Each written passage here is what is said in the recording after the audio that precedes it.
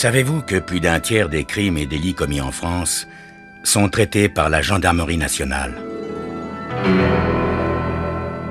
Bonsoir, je m'appelle Yann Kermadec. Je suis commandant de gendarmerie. Je dirige une section de recherche dont la mission essentielle est une mission de police judiciaire.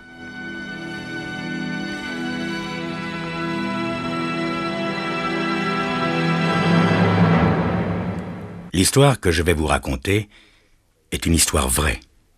Tous les faits sont réels et se sont déroulés en France. Seuls les noms des personnes et des lieux ont été changés. Ce soir, 2 morts pour rien. André Parillot était de très mauvaise humeur. En cette journée caniculaire, il aurait dû partir en vacances. Et au lieu de ça, il avait été obligé de remplacer son copain Bobby Dufour, hospitalisé d'urgence la veille au soir, victime d'une péritonite. Il y avait une très importante livraison à faire, qui ne souffrait aucun retard. Et bien sûr, c'est lui que le patron avait désigné pour sauver la situation. Je sais que je peux compter sur vous, Parillot. Et puis, vous êtes le seul célibataire de l'équipe, n'est-ce pas? Tous les autres partent avec femmes et enfants, ils ont des locations, tout ça. Vous allez chez votre mère, vous arriverez 3 jours plus tard, voilà tout. Et je vous revaudrai ça, mon petit gars, d'accord? Il était bien obligé d'être d'accord. En cette période de crise, il valait mieux être d'accord. Sinon, on avait de grandes chances de se retrouver pointant à la NPE. Et puis, André Parillot aimait son métier de chauffeur routier. Depuis qu'il avait 20 ans, et ça faisait belle lurette, il sillonnait les routes à bord de ces énormes machines qu'il faisait rêver quand il était gamin. Il en avait vu du pays pendant toutes ces années. Il aimait les départs au petit matin, les copains routiers sympas qu'il retrouvait au hasard de ses voyages. Quand il était au volant de son camion, il se sentait libre, André. Libre, loin des tracasseries de la vie de tous les jours. La journée avait mal commencé. D'abord, un pneu crevé à la sortie de la ville, qui l'avait obligé à s'arrêter pour changer de roue. Et puis, avec cette chaleur insupportable, il était en nage et il lui restait des kilomètres et des kilomètres à faire avant de se retrouver chez lui. Une bonne douche glacée, voilà ce qu'il lui fallait. Une bonne douche glacée, après une aussi dure journée. André Parillot et son énorme camion étaient sortis de la ville écrasée de soleil quand, dans un terrain vague, bordant la route, il remarqua 2 individus allongés en plein soleil et recouverts chacun d'un duvet. « Ah!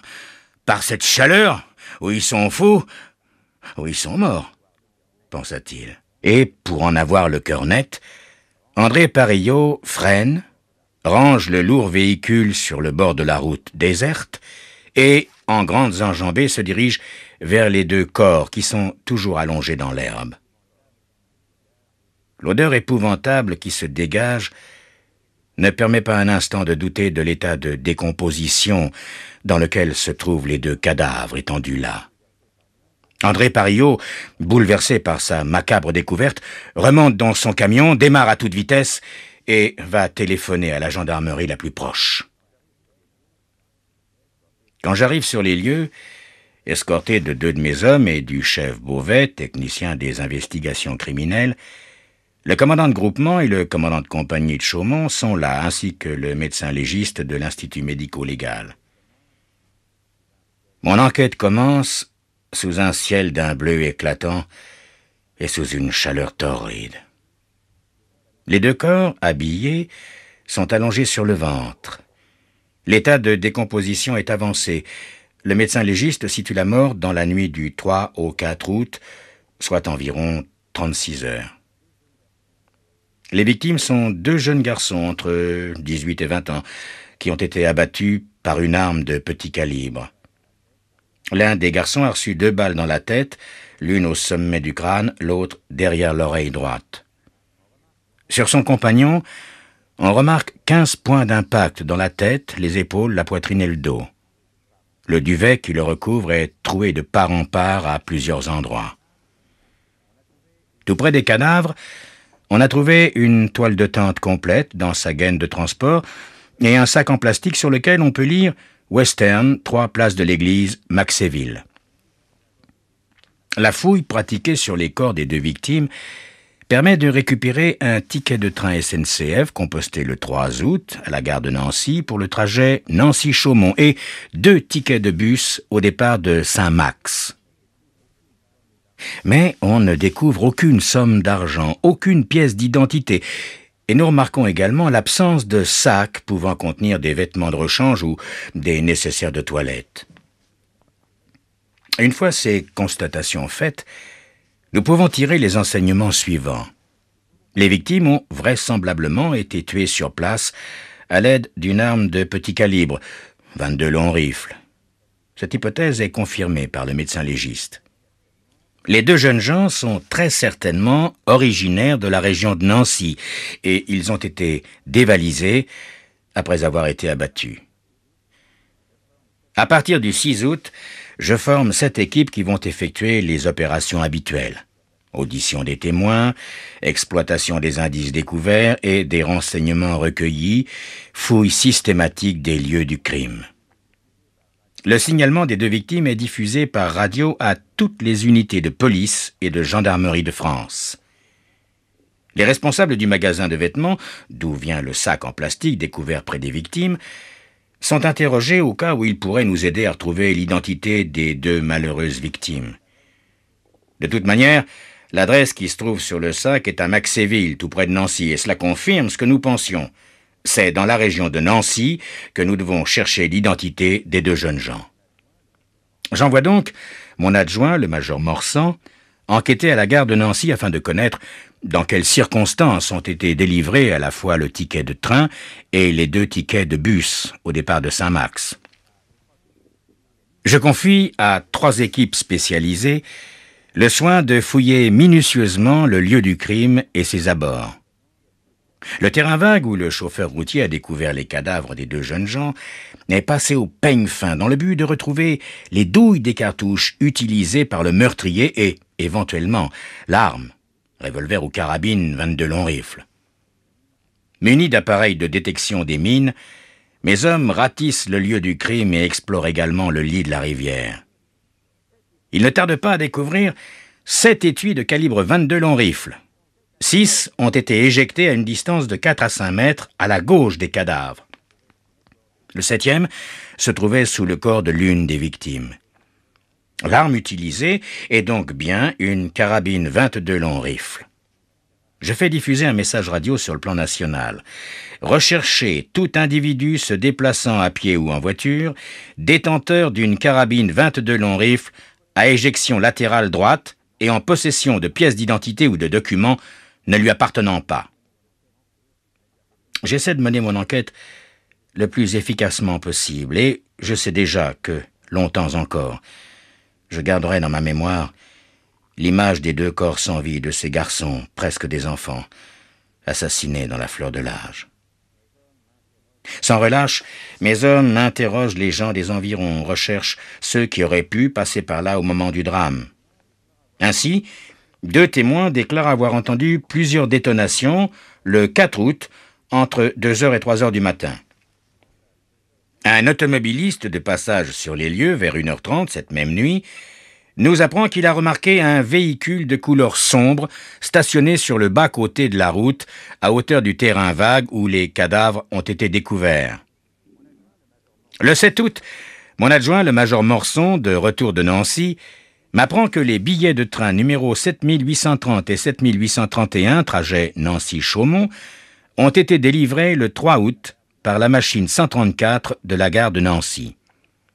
Les 2 tickets de bus ont été délivrés, l'un le 13 janvier pour le trajet Saint-Max-Nancy, donc le possesseur de ce ticket est monté dans le bus à Saint-Max, l'autre le 20 janvier et ce jour-là encore, le passager a utilisé le moyen de transport entre Saint-Max et Nancy.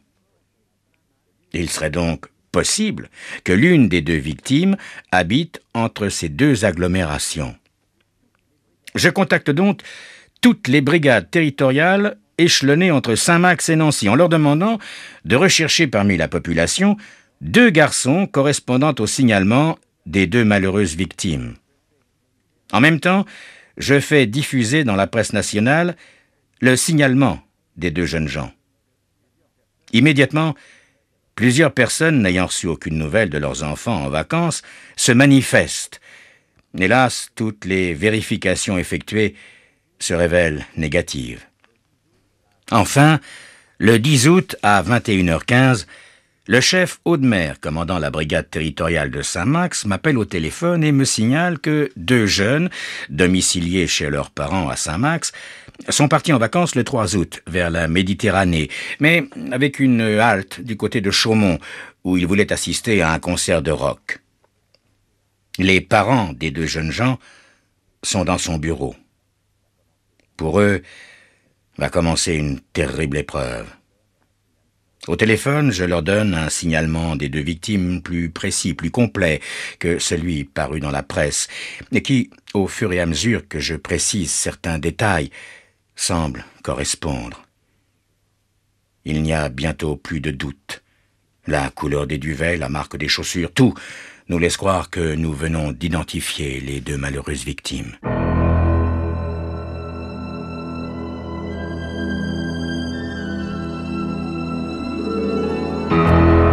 Le lendemain, 11 août, les corps seront formellement reconnus par les familles. Il s'agit de Laurent Grasset et Stéphane Soulier, âgés tous les 2 de 19 ans et demeurant à Saint-Max. Mais le mystère reste entier. Pourquoi a-t-on tué ces 2 garçons? Et qui les a tués? C'est ce que vous saurez dans quelques instants. Les parents des 2 garçons sont accablés de chagrin et il m'est difficile de les interroger pour l'instant. J'apprends néanmoins que Laurent et Stéphane, les 2 malheureuses victimes, étaient partis en vacances munis de leurs cartes bancaires. Nous prévenons immédiatement les banques. Le père de Laurent Grasset est désespéré. Pourquoi ils les ont tués, mon commandant? Hein? Est-ce que vous pouvez m'expliquer ça? 2 garçons qui avaient toute la vie devant eux, qui ne nous avaient donné que des satisfactions. Il faut être un monstre pour tuer comme ça, de sang-froid, 2 enfants innocents. Mais comment retrouver les assassins, mon commandant? Depuis le temps, ils ont dû s'évanouir dans la nature. Ils sont peut-être même passés à l'étranger. On les retrouvera jamais. Monsieur Grasset, il ne faut pas désespérer. Tous les gendarmes de France sont à la recherche de ceux qui ont tué votre fils et son ami Stéphane. Croyez-moi, tout est mis en œuvre pour qu'on arrête les coupables le plus vite possible. Le hasard. Ma femme dit souvent qu'il n'y a pas de hasard, mais moi je dis que dans notre métier, le hasard, ou ce qu'on appelle le hasard, la chance, fait parfois bien les choses. Il est 18h30 ce 11 août. Les gendarmes de la brigade d'Uzès, dans le Gard, arrêtent en plein village une 205 Peugeot qui roule au pas. À son bord, il y a 2 jeunes gens stupéfaits de l'intervention des gendarmes. L'un d'eux, le conducteur, baisse sa vitre et demande « Qu'est-ce qu'il y a? Qu'est-ce qu'on a fait ?»« Monsieur, vous êtes en infraction. Descendez de voiture et regardez vos pneus. L'un d'eux est lisse. Veuillez changer votre roue immédiatement, s'il vous plaît. » Le jeune homme répond d'un ton impatient « Mais je vous promets de faire ça à la première station-service, mais là, laissez-moi partir, je suis très pressé. » Le gendarme reste ferme. « Non, je regrette, monsieur, je vous prie de descendre du véhicule et de changer immédiatement votre roue. » Le jeune homme sort de sa voiture en bougonnant. Son compagnon descend lui aussi et demande « Antoine, tu veux que je t'aide ?» D'un pas traînant, le conducteur va ouvrir le coffre pour y prendre son cri et sa haute secours. Le gendarme le suit et, machinalement, inspecte le coffre de la voiture.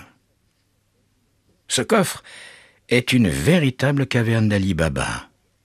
Parmi un lot impressionnant d'objets hétéroclites, il y a, bien en vue, une carabine 22 long rifle et 3 boîtes de cartouches. Le gendarme, qui bien évidemment a entendu parler de l'affaire des 2 jeunes campeurs assassinés, en voyant la carabine, a un haut-le-corps et fait immédiatement arrêter les 2 passagers de la 205 Peugeot, qui sont aussitôt fouillés. Sur l'un d'eux, on trouve une carte d'identité, une carte bleue et un permis de conduire au nom de Laurent Grasset. Vers 19h, la brigade de gendarmerie d'Uzès, dans le Gard, me prévient par téléphone que 2 suspects ont été mis en examen, c'est-à-dire placés en garde à vue. Je prends aussitôt le train pour Uzès, accompagné de mon adjoint, le major Morsan. J'ai hâte de rencontrer les 2 meurtriers présumés. Ils ont 17 et 19 ans. Eux aussi sont presque des enfants. Mais ceux-là, ils ont tué, j'en suis sûr.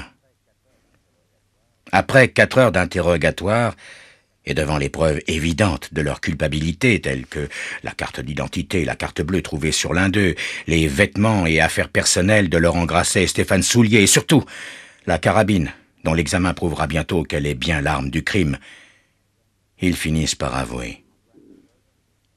Antoine Lacoste, le plus âgé des 2, raconte. Le 3 août, vers 10h30, 11h le soir, sur la route, à la sortie de Chaumont, on a rencontré Laurent et Stéphane qui faisaient du stop. Alors j'ai arrêté la voiture et puis on les a pris. Ils étaient sympas. Ils partaient vers le sud, mais ils s'étaient arrêtés à Chaumont parce qu'il devait y avoir un concert de rock dans les environs, vers le 5 août. Alors, nous, on a décidé, Olivier et moi, d'aller avec eux. On a bu un verre tous les 4 et puis ensuite, on a cherché un terrain pour dormir. Vers 1h du matin, c'était le 4 août donc, à la sortie de la ville, on s'est arrêté sur un terrain vague et on s'est installé pour la nuit. Comme il faisait très chaud, on n'a même pas planté la tente. On était fatigués et on s'est couché, chacun dans son duvet. Moi, je dormais à point fermé quand, vers 3h du matin, j'ai été réveillé en sursaut par des cris horribles. C'était Laurent. Il criait tellement et d'une manière si atroce que ses hurlements couvraient les détonations de la carabine dont Olivier était en train de se servir pour les tuer tous les 2. Mais dis-moi, Antoine, tu n'as rien fait pour empêcher cette tuerie? Mais quand je me suis levé, c'était trop tard, monsieur. Tout ça avait duré quelques secondes. Après, j'ai aidé Olivier à les fouiller. On a retourné leur corps sur le ventre, on a pris les portefeuilles avec les pièces d'identité, les cartes bleues, tout ça. Puis on a trouvé sur eux 800 francs. On a tout emporté, leur carnet de chèques, les cartes de crédit, aussi les sacs à dos avec leurs affaires. Et puis on a pris la route en direction de la Côte d'Azur. C'est là qu'on s'est fait épingler à cause d'un pneu usé. Je regarde Olivier Regour, l'assassin. Il est calme, serein. C'est un adolescent de 17 ans, aux cheveux un peu longs, aux jeans troués. Il ressemble à bien des jeunes de son âge. Mais lui, c'est un assassin. C'est lui qui a abattu de sang-froid les 2 garçons pour les dépouiller. Qu'est-ce qui a bien pu se passer dans sa tête à ce moment-là? Qu'est-ce qui a fait que, de paisible vacancier qu'il était, il soit devenu en une seconde un abominable criminel? Je le regarde droit dans les yeux. Il n'évite pas mon regard. Olivier, les parents de Stéphane et de Laurent m'ont demandé pourquoi. Pourquoi on avait tué leur fils. Aujourd'hui, c'est moi qui te demande pourquoi. Olivier Regour baisse la tête. Il fixe intensément le rebord de mon bureau. Je sais pas ce qui m'a pris, monsieur. Il faisait trop chaud. Je pouvais pas dormir. Tout d'un coup, j'ai eu envie de les tuer, comme ça, pour rien. Pour voir. Lors du procès, les psychiatres trouveront peut-être des circonstances atténuantes à ce monstre, après un acte aussi épouvantable, l'assassinat de 2 garçons de 19 ans. Comme ça, pour rien, pour voir.